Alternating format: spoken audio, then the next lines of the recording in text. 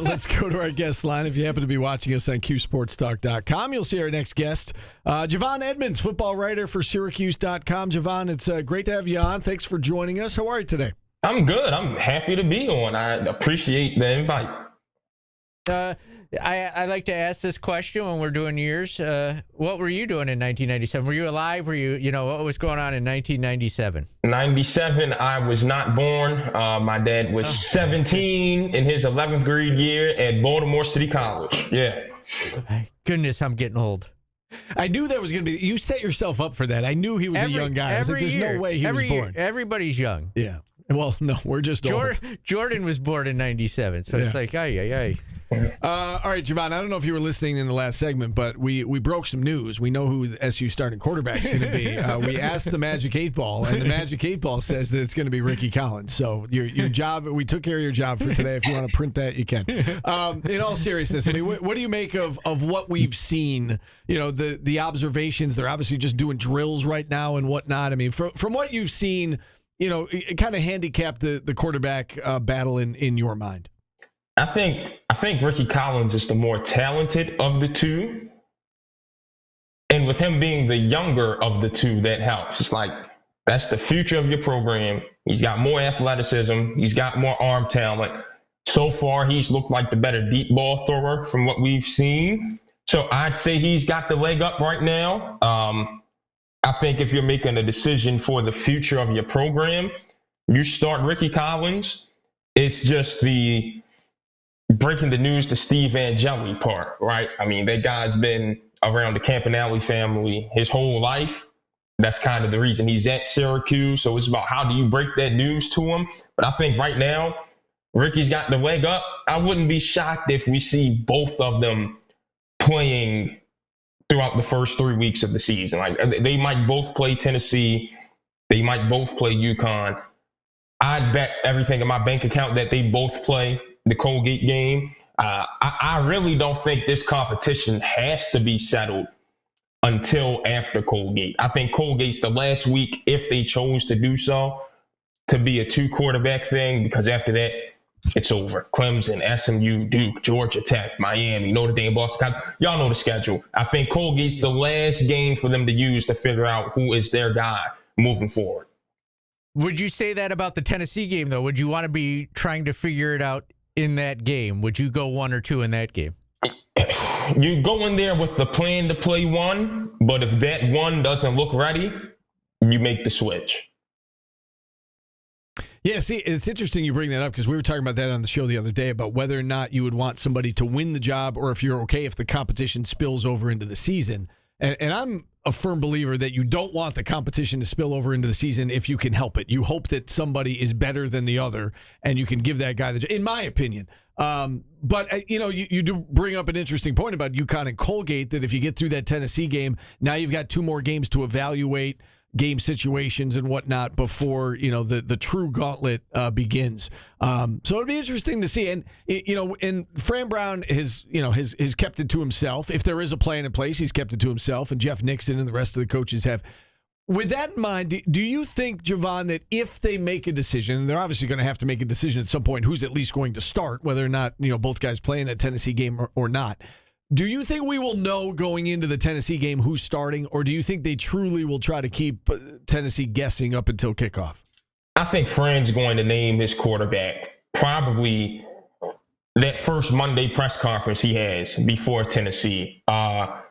He doesn't like to keep his team guessing. In the spring, he said he's not really one that has time for games. He wants to know who his starter is. He wants to name him, and he wants to prepare with that starter. So I think we'll hear it before the Tennessee game. But you're right. In a perfect world, you have a clear guy, and it doesn't have to leak over. I'm a firm believer that if you've got two quarterbacks, you don't have one. So the staff would love for one guy to clearly separate himself this month, especially in the 2 scrimmages that they have coming up. But I think we'll find out who it is before the game. Absolutely.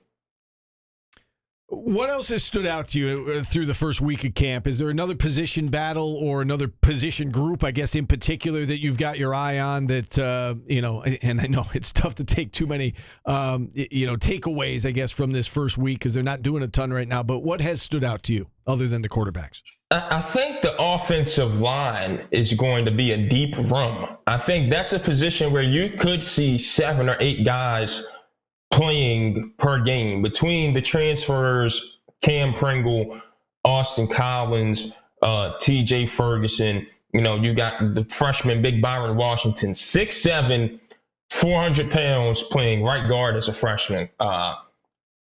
You just think about what he's going to become, and it gets scary. Like you start saying to yourself, that might be the next Murad Watson in terms of a young guy that just gets stolen away from you.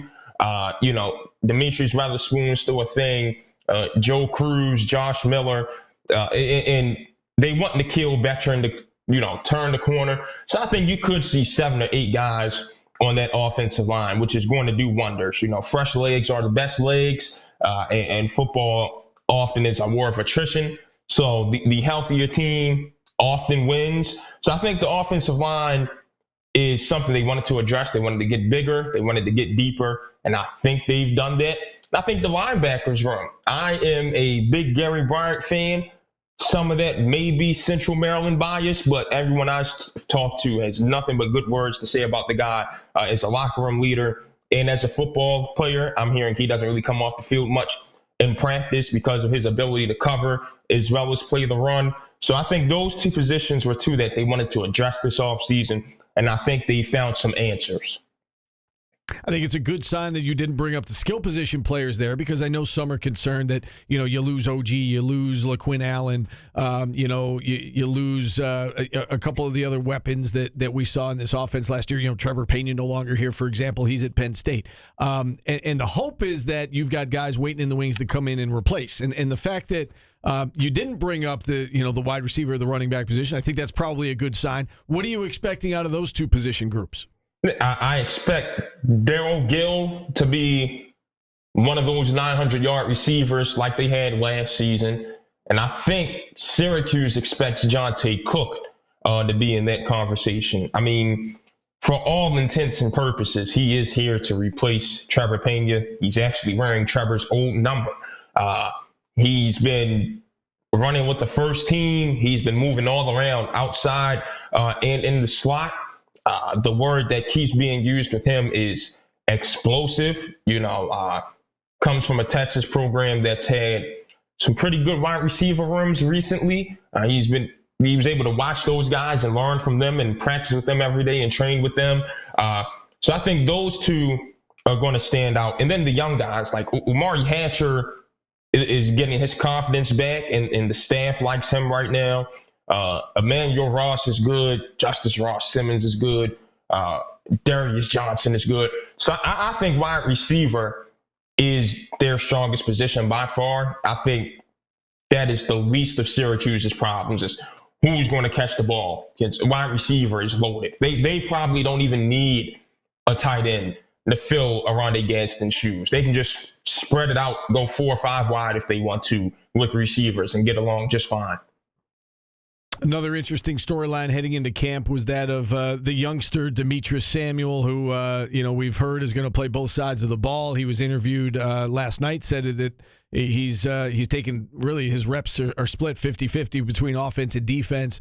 What do you envision the plan being for this young man here in his first year? Primarily corner. To be honest, they don't need him at receiver right now, but cornerback is an area that is a question mark on the team. Are those guys ready? Is Demetrius ready? Is Chris Peel ready? Are the Kerr twins ready? It's a question of if that unit is going to hold up. So they absolutely need him over there significantly more than they need him at receiver. So with Demetrius Samuel, I know the 2-way, Fran Brown's version of Travis Hunter's story is very exciting and appealing. But I think for this season, his freshman year, he will be primarily at corner. And if you see him at receiver, it'll be a rarity. You know, Javon, this is the first time we've had you on our show. Curious to get your thoughts on Fran Brown now that you've been around him a little bit and you know, covering him and interviewing him and whatnot. What are your thoughts on this second-year head coach? Yeah, Fran is everything I was told he's going to be when I first got up here. Once I got the job, a lot of people from back at Temple called me to let me know what I was getting myself into. And he is not disappointed. He has lived up to the bill. The guy is as authentic as they come. I think every player and coach I talk to, they have a story about the first time they met Fran Brown, or just one conversation that sticks out to them about his authenticity that they can't share. And I have one of my own. So he has lived up to the bill. His players love him. His staff loves him. He is the ultimate recruiter. That's a reputation that has followed him everywhere he's gone. And another thing that has followed him and Elijah Robinson everywhere that they've gone, and it's always been that schools that have needed it, is that they learn the history of the program they've taken over, and then they invite the greats of that program back to teach them the culture so that they can teach it to the locker room. You know, I talked to Rob Drummond and Rob Carpenter a little while back, and they were like, man, Dino Babers and the past coaches just kept pushing us out. They wanted to do things their way, and the more they pushed us out, the worse it got for Syracuse. And then Fran came in, welcomed us all back, and had 10 wins his first season. And then now you see the Mike Freeney's on the staff, and Dashawn Davis, and Bullock's around now. So they really dive themselves fully into the culture of the programs that they're at and try to revive it. And they let it be player-led, but they definitely let it be alumni-led. You know, and their former players still love them. I was talking to Quincy Roche at the spring game. He's like, man, I want to come coach for Fran and Elijah. You know, Jahad Thomas was up there. And what stood out to me about those two being up there, those are two Temple guys. Syracuse and Temple had their spring games on the same day, and those two chose to be in Syracuse. So that lets you know the types of relationships that those guys build with their guys, and they're lifelong relationships. Well, Javon, we ran out of time. We didn't get a chance to ask you for your season prediction, so all that means is we're going to have you on again before the season starts, if that's okay. We've very much enjoyed this. Good luck throughout you know, the rest of camp, and hopefully we can chat again before the season kicks off. Absolutely. Look, I'll come on once a week if you guys want me to. That's that. Just let me know. I'm a phone call away. All right, I appreciate that. We might do just that. Javon, thanks for coming on. We've got to take a time out. Yeah, go ahead. Before we do it, Steve, I just think I realized why I struggle with the 1990s. Why is that? In thinking people are older. Because I feel like the 1990s were like 10 years ago. Yeah, no. I was reminded over the weekend of a state title I won 32 years ago. Yeah, am I the only one that, like, does it not feel like when someone says, like, the 1990s, you're like, oh, yeah, that was yesterday. Like, No. It was 30 years ago. It was. I just moved my daughter down to New York City. She was born in 2003. Oh, my God. Like, I can't grasp it. Yeah, me neither. We'll take a time out here. We'll wrap up hour number one next on ESPN Radio.